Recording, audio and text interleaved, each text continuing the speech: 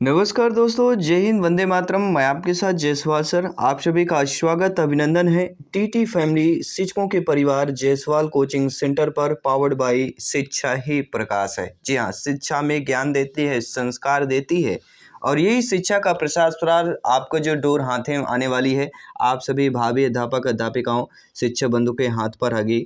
ठीक है, पूरी शिक्षा जगत की बात करेंगे और आज के संस्कृत शिक्षा शास्त्र की बात करेंगे। संस्कृत पेडागोजी के प्रैक्टिस सेट थर्ड है। इसके पहले 2 प्रैक्टिस सेट कंप्लीट कर चुके हैं और प्रत्येक प्रैक्टिस सेट में 20 क्वेश्चंस कर रहे हैं क्योंकि एग्जाम चल रहे हैं आपके। और अभी तक हम 40 क्वेश्चन कंप्लीट कर चुके हैं। ज़रूर देखिएगा, आई बटन पे लिंक दे दिया गया है, प्लेलिस्ट ऑलरेडी बना दिया गया है और इसमें भी हम 20 प्रश्न करेंगे और ये सारे आपके प्रीवियस ईयर में पूछे गए प्रश्नों को ध्यान में रखते हुए और जिस तरह के प्रश्न आ रहे हैं उनको ध्यान में रखते हुए ये प्रैक्टिस सेट जो है तैयार किया गया है। तो चलिए आइए जान लेते हैं टॉप 20 में से आप लोगों का फीडबैक क्या है, आप लोगों का स्कोर क्या है। पहला प्रश्न साथियों, जो कि पिछले क्वेश्चन का मॉक क्वेश्चन था कि हर्बटी पंचपदी इत्यस्य विधे विकसितम रूपम किम, अर्थात हर्बटी पंचपदी विधि का विकसित रूप कौन है। तो सभी जानते हैं मूल्यांकन विधि। जी हाँ, हर्बटी पंचपदी इत्यस्य विधे विकसितम मूल्यांकन विधि अस्ति। और हर्बटी पंचपदी विधि प्रसिद्ध शिक्षा शास्त्री एवं मनोवैज्ञानिक हर्बर्ट महोदय के नाम पर है, इन्हीं के नाम पर है, तो पहचानने में आसानी हो जाती है सभी के लिए। ठीक है, दूसरा प्रश्न है अनुवाद शिक्षण उद्देश्यम अस्ति। देखिए, अनुवाद शिक्षण का उद्देश्य क्या होता है। अनुवाद शिक्षण का उद्देश्य होता है छात्रों में संस्कृत लेखन की योग्यता का उत्पादन करना या वृद्धि करना, या छात्रस्य या छात्राणाम शब्द भंडारस्य अभिवर्धनम, छात्रों के शब्द भंडार में वृद्धि करना। शब्दकोशस्य वृद्धि भवति, अर्थात छात्रों के शब्द भंडार में वृद्धि करना, छात्रों के शब्दकोश में वृद्धि करना, अर्थात शर्मपि अर्थात ये तीनों जो हैं अनुवाद शिक्षण के उद्देश्य हैं।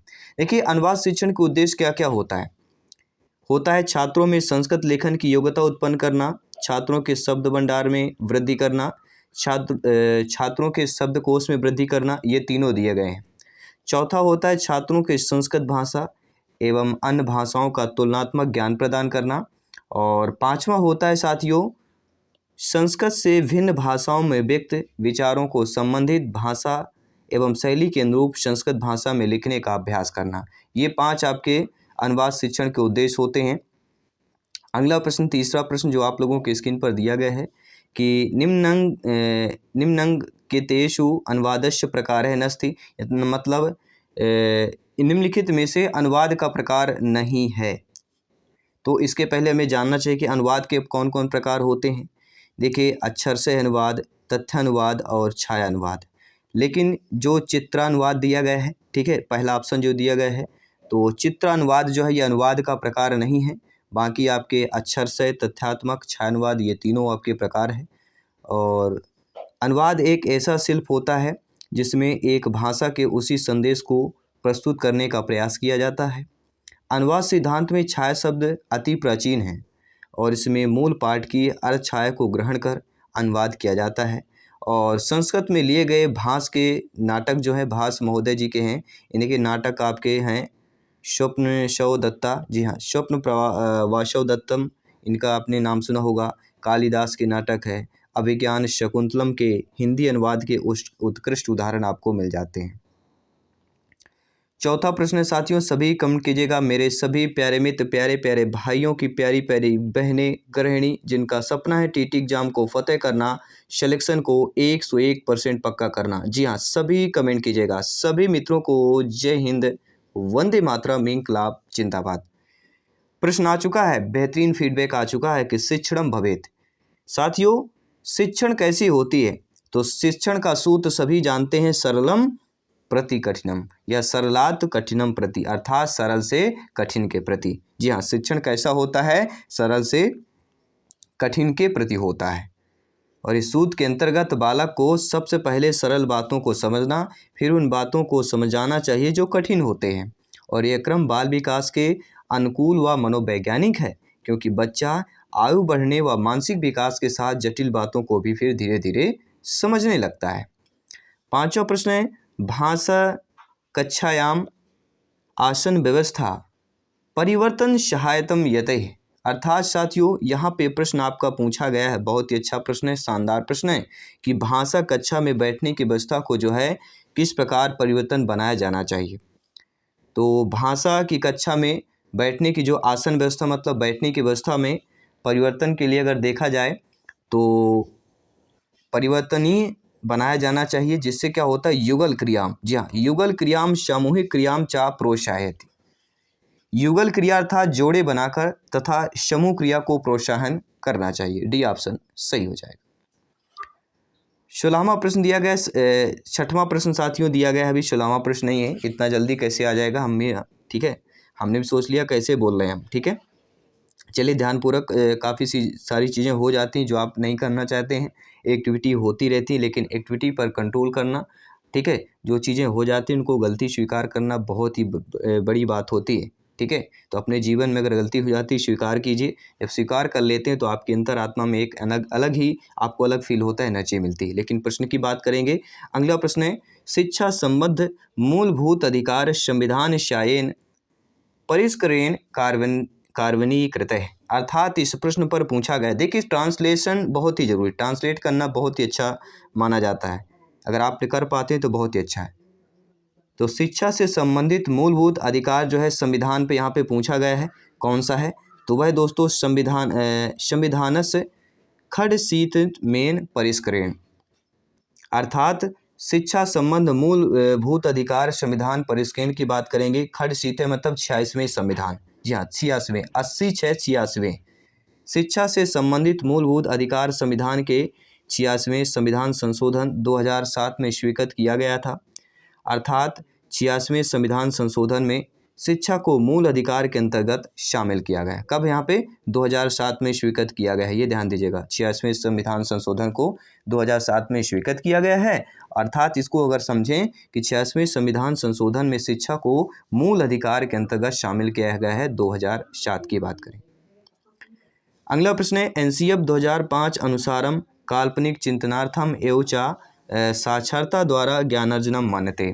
अर्थात साथियों यहाँ पे प्रश्न पूछा जा रहा है कि एनसीएफ 2005 अनुसार जो है काल्पनिक चिंतन में जो है यहाँ पे साक्षरता जो ज्ञानार्जन मान्यता की जाती है वह किस भाषा की जाती है, मातृभाषा, तृतीय भाषा, शास्त्रीय भाषा या द्वितीय भाषा। तो राइट ऑप्शन यहाँ पे क्या हो जाएगा, मातृभाषा की बात करेंगे। एनसीएफ 2005 है जो नेशनल करिकुलम फ्रेमवर्क 2005, यह मातृभाषा पर जोर देता है और बात करता है। 8वां प्रश्न जो दिया गया है कि चॉम्स्की मतानुसारम मनुष्याः जन्मगत भाषा ग्रहण साधनम धारयन्ति येन तेषु उत्पद्यते। अर्थात साथियों इस प्रश्न पर पूछा जा रहा है कि चॉम्स्की के मतानुसार जो है मनुष्य जन्मगत भाषा ग्रहण जो है धारण करता है, तो ये उत्पादते मतलब साधारण व्याकरण हो जाएगा, यूनिवर्सल ग्रामर, ठीक है, यही तो पूछा जा रहा है कि जिसमें उनमें साधारण व्याकरण उत्पन्न होता है। तो चॉम्स्की के मतानुसार मनुष्य जन्मगत भाषा ग्रहण साधन धारण करते हैं और इनमें क्या होता है, साधारण व्याकरण उत्पन्न होता है और जन्मगत भाषा ग्रहण ही वास्तविक व्याकरण जानने का आधार होता है, ठीक है। आई होप आप समझ गए होंगे। बात करेंगे अगले प्रश्न की। अगला प्रश्न है, भाषा विज्ञान तंत्रे अस्माकं मानसिक शब्दकोश कथते। बहुत ही अच्छा प्रश्न है, पूछा गया प्रश्न यह है कि भाषा विज्ञान तंत्र में हमारा मानसिक शब्दकोश जो है क्या कहता है। तो हमारा मानसिक शब्दकोश की अगर बात करें तो वह होता है लेक्सिकॉन पद विज्ञानम। जी हाँ साथियों, भाषा विज्ञान तंत्र में हमारा मानसिक शब्दकोश कहा जाता है लेक्सिकॉन का पद विज्ञान। B option is the right answer. 10वां प्रश्न यहाँ पे दिया गया है कि सप्त कक्षाया छात्रैः कथयति यत् सह तस्य मित्रेण सह शब्द वर्ग समस्या खेल माध्यमेन आनंदम अनुभवति यह किंचित अधिकः दक्ष येन कारणेन तस्य कौशल ज्ञाने वृद्धि भवेत् एतेन कस्य शिक्षण मनोविज्ञानस्य मंतव्य प्रदर्श्यते। देखिए ये पूरा आपका दिया गया कि सप्त कक्षा का जो छात्र है वह ये कहता है कि उसके मित्र के साथ, जी हाँ, उसके मित्र के साथ जो है शब्द वर्ग समस्या खेल के माध्यम से आनंद का अनुभव करता है। किसकी आनंद का अनुभव कर रहा है, तो आई होप आप लोग समझ गए होंगे, जो कि अधिक कुशल होता है जिसके कारण उसके कौशल के ज्ञान में वृद्धि होती है। तो यह किसका कथन है, यह किस शिक्षण मनोविज्ञान का मंतव्य है, तो यह हो जाएगा आपका वाइगोस्की का। जी हाँ, किसका मंतव्य हो जाएगा, वाइगोस्की महोदय जी का। एक बार और समझा देते हैं। देखिए 7वीं कक्षा का छात्र यह कहता है कि वह उसके मित्र के साथ शब्द वर्ग समस्या खेल के माध्यम से आनंद का अनुभव करता है, जो कि अधिक कुशल होता है, जिसके कारण उसके कौशल ज्ञान में वृद्धि होती है। इसमें वाइगोस्की का शिक्षण मनोवैज्ञानिक मंतव्य दिखता है। ठीक है, अगला प्रश्न यहाँ पे दिया गया है कि भाषा शिक्षणार्थम अधस्तनेषु कथमं व्यवहारवादस्य सिद्धांतम न अनुसरति। अर्थात आप लोग समझ गए होंगे, प्रश्न पर ही निगेटिव नकारात्मक यहाँ पे दे दिया गया है, ना मतलब निगेटिव नकारात्मक। तो प्रश्न हमारा क्या पूछा जा रहा है, यह समझना बहुत ही महत्वपूर्ण हो जाता है। तो भाषा शिक्षण हेतु जो है यहाँ पे पूछा गया है कि भाषा शिक्षण हेतु जो है अंतर्निहित यंत्र जो है आपका पूछा जा रहा है। तो भाषा शिक्षणांतम अंतर्निहित यंत्रम जो है आपका इससे संबंधित नहीं होगा। किससे, भाषा शिक्षण हेतु अंतर्निहित यंत्र की बात करेंगे। अंतर्निहित यंत्र की अगर बात करें तो यह दोस्तों व्यवहारवादी सिद्धांत का अनुसरण नहीं करता है। यहाँ पे दिया गया है ना कि व्यवहारवादस्य, यहाँ पे दिया गया है आपका कि व्यवहारवादस्य सिद्धांत है ना अनुसरति, अर्थात भाषा शिक्षण हेतु अंतर्निहित यंत्र जो है व्यवहारवादी सिद्धांत का अनुसरण नहीं करता है। अनुकरण और दृढ़ीकरण, याद करना एवं अभ्यास करने के साथ साथ अभ्यास निर्माण प्रक्रिया भाषा शिक्षण का व्यवहारवादी सिद्धांत है। ठीक है, बाकी आपके अनुकरण करना, दृढ़ीकरण, कंठस्थीकरण, अभ्यास करना, अभ्यास निर्माण प्रक्रिया, ये तीनों हैं, लेकिन भाषा शिक्षणांतम अंतर्निहितंतम नहीं होगा। ठीक है, तो भाषा शिक्षण हेतु अंतर्निहित यंत्र व्यवहारवादी सिद्धांत का अनुसरण नहीं करता है।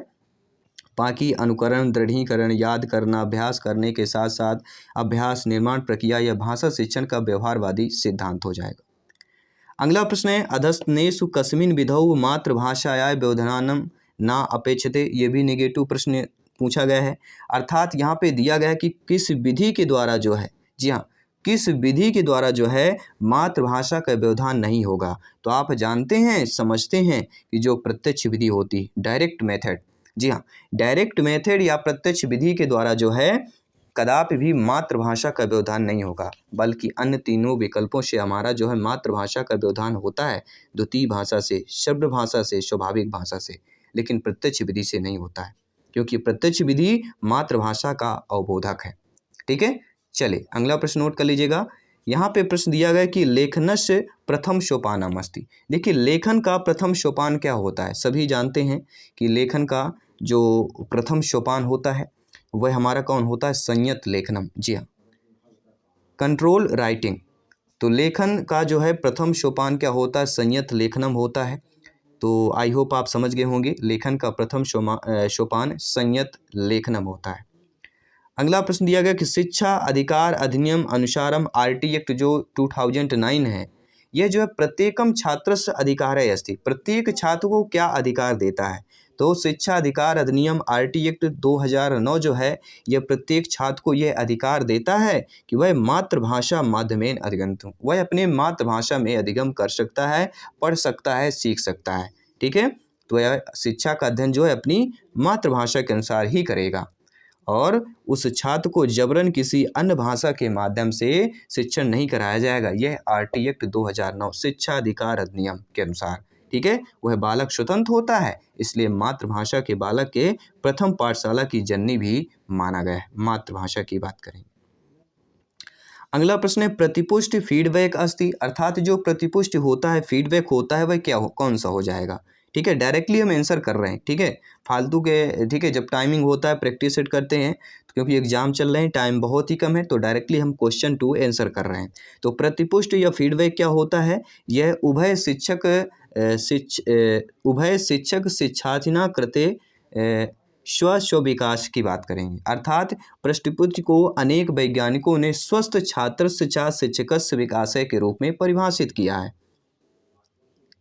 ठीक है, तो अर्थात यहाँ पे समझें कि प्रतिपुष्ट को अनेक वैज्ञानिकों ने स्वस्थ छात्रस्य चा शिक्षकस्य विकासय के रूप में परिभाषित किया है, क्योंकि प्रतिपुष्ट के अंतर्गत शिक्षक और शिक्षार्थी दोनों के द्वारा स्व विकास कार्य किया जाता है और प्रतिपुष्ट को छात्र शिक्षक संतुष्ट से भी किंचित किया जाता है। इसलिए उभय यहाँ पे पहला ऑप्शन सही हो जाएगा।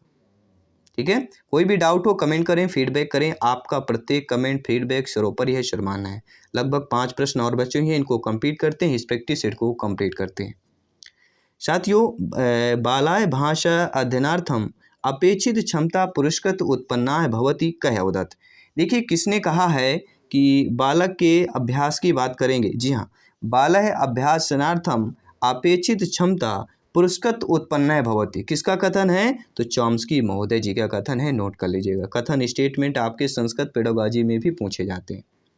निम्नलिखितेषु का वाय पद्धति शिक्षण पद्धति उच्यते, अर्थात टीचिंग मेथड की बात करेंगे। इनमें से कौन सी पद्धति जो है शिक्षण पद्धति टीचिंग मेथड की बात कर रहे हैं? तो वह आपकी चयन पद्धति भी है, रुचि पद्धति भी है और प्रेरणा पद्धति भी है। जी हाँ, आपके सिलेक्शन मेथड, इंटरेस्टेड और मोटिवेशन, ये तीनों मेथड जो है आपके शिक्षण पद्धति की उचित हैं, तीनों उचित हैं। तो उपयुक्त जो शर्मों पे दिया गया था तो उपरोक्त सभी वाला ऑप्शन सही हो जाएगा, क्योंकि चयन पद्धति, रुचि पद्धति, प्रेरणा पद्धति, ये तीनों जो है शिक्षण पद्धति के लिए उचित हैं। अर्थात ठीक है, सभी पद्धतियां जो है शिक्षण पद्धति के अंतर्गत आती हैं। अगला प्रश्न दिया गया कि भाषा शिक्षण संदर्भ आगमनात्मक पद्धति, जिसे हम इंडक्टिव मेथड कहते हैं, ऐसे लाभ है अस्ति। देखिए भाषा शिक्षण के संदर्भ में देखा जाए कि आगमनात्मक पद्धति से लाभ क्या होता है। ठीक है, सभी लोग कमेंट कीजिएगा। तो यहाँ पे भाषा शिक्षण के आगमनात्मक संदर्भ में विद्यार्थियों को जो है रटन अभ्यास ना कराना, क्या हो जाएगा? विद्यार्थिनी रटन अभ्यासम ना कुर्वन्तु। इससे क्या होता है, विद्यार्थियों में रटने की भाषा की जो है या रटन अभ्यास न करना, यह आगमन पद्धति के अंतर्गत परिणित होता है। ठीक है, तो according to question inductive method की अगर बात करें तो विद्यार्थियों में रटन अभ्यास का ना करना। ठीक है, ये ध्यान दीजिएगा, आगमनात्मक पद्धति के अंतर्गत यह परिणित होता है कि रटन अभ्यास को नहीं कराना है। ठीक है, इसको नेगेटिव मानना है। अगला प्रश्न है कि भाषा तावत अव्यक्तते स्वमत व्यक्तीकरणस्य सर्वश्रेष्ठम माध्यमम अस्ति। अर्थात साथियों प्रश्न पूछा जा रहा है कि भाषा अव्यक्त, जी हाँ, भाषा अभिव्यक्ति तथा अपने मत के अव्यक्तीकरण को सर्वश्रेष्ठ जो है यह माध्यम कौन सा माना जा रहा है? तो वह सभी लोग जानते हैं, विनिमय, एक्सचेंज, आदान प्रदान। जी हाँ, सभी जानते हैं कि भाषा अव्यक्ति तथा अपने मत के अव्यक्तीकरण के सर्वश्रेष्ठ विनिमय अर्थात आदान प्रदान का माध्यम ही है। तो यहाँ पे विनिमय की बात करेंगे, ठीक है, एक्सचेंज की बात करेंगे और इस प्रैक्टिस सेट का 20वां प्रश्न है और उसके बाद एक मॉक क्वेश्चन भी करेंगे। शिक्षिका विशेषण विषय व्याख्यानम करो। एक शिक्षिका जो है विशेषण विषय का व्याख्या करती है।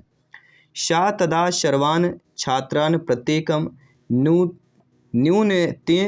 न्यूनतम, जी हाँ, न्यूनतम एवं स्वागुणम वर्णयन्तुम निर्दिशते। अर्थात यहाँ पे प्रश्न पूछा जा रहा है, इंटरेस्टेड प्रश्न है। इस टाइप के प्रश्न पूछे जाते हैं जो आप समझ भी नहीं पाएंगे, एग्जाम में बिल्कुल पढ़ भी नहीं पाएंगे। जी हाँ, क्योंकि टाइमिंग भी टुक टुक घड़ी भी चलती है, माइंड भी बिल्कुल ठीक है घड़बड़ाहट में रहता है और हड़बड़ी भी रहती है और ये रहता है कि 100+ स्कोर भी करना है तभी सिलेक्शन मिल पाएगा। ठीक है, जिससे पेपर हो रहे हैं। देखिए अर्थात शिक्षिका विशेषण के विषय को व्याख्या करती है, वह तभी जो है यहाँ पे दिया गया है, सा तदा सर्वान् छात्रान्, अर्थात वह तभी सभी छात्रों को कम से कम, ठीक है, न्यूनतम मतलब कम से कम, एवं स्वगुणम वर्णयतुम, अर्थात अपने गुणों का वर्णन करने का निर्देश देती हैं। तो उसके बाद उसके किस लक्षण को ऐसा करने की बात कर रहे हैं, तो वह हो जाएगा समग्र शारीरिक प्रतिक्रिया विधि। जी हाँ, समझ लीजिएगा क्या यहाँ पे आएगा। देखिए एक बार समझा देता हूँ कि शिक्षिका विशेषण के विषय में व्याख्या कर रही है, वह तभी सभी छात्रों को कम से कम अथवा अपने गुणों का वर्णन करने का निर्देश देती है, उसके बाद उसके लक्षण को देती है। तो ऐसा करना क्या हो जाएगा, समग्र शारीरिक प्रतिक्रिया विधि कहला जाएगी। ठीक है, आपको ना ही निगमन करना है ना ही आगमन करना है। ठीक है, समग्र शारीरिक प्रक्रिया विधि की बात करेंगे। ठीक है, और आज जान लेते हैं आज का मॉक क्वेश्चन क्या है कि जीन पियाजे महोदय है कस्य सिद्धांतस्य प्रवर्तक है। जीन पियाजे जी महोदय किस सिद्धांत के प्रवर्तक हैं? बुद्धि संरचनात्मक प्रयोगात्मक मनोविज्ञानस सक्रिय अनुबंधस या केनप या इनमें से कोई नहीं। 4 ऑप्शन दिए गए हैं, सभी कमेंट कीजिएगा और इस क्वेश्चन के आंसर करने के लिए नेक्स्ट वीडियो पर जरूर देखिए और अगला प्रैक्टिस सेट जरूर देखिएगा। और सभी प्यारे मित्र, अगर आपने अभी तक भी अपने टीटी फैमिली शिक्षकों के परिवार को सब्सक्राइब नहीं किया, सब्सक्राइब करें ताकि सभी क्लासेज का नोटिफिकेशन मिलता रहे और आगामी वीडियो आपको मिलते रहे, क्योंकि यह राष्ट्रीय में टीटी फैमिली है, शिक्षकों का परिवार है, फ्री ऑफ कॉस्ट है। टेलीग्राम से जुड़े, नोट्स PDF फाइल प्राप्त करें, इंस्टाग्राम से जुड़े, डायरेक्टली जायसवाल सर यानी मुझसे बात करें और नेक्स्ट वीडियो जरूर देखिएगा, आने वाला बहुत इंपॉर्टेंट है। और एनालिसिस देखिए डेली पेपर का किस टाइप का आ रहा है, उस तरह से तैयारी करें। Thanks for watching, loving and supporting. जय हिंद, वंदे मातरम। धन्यवाद सभी का।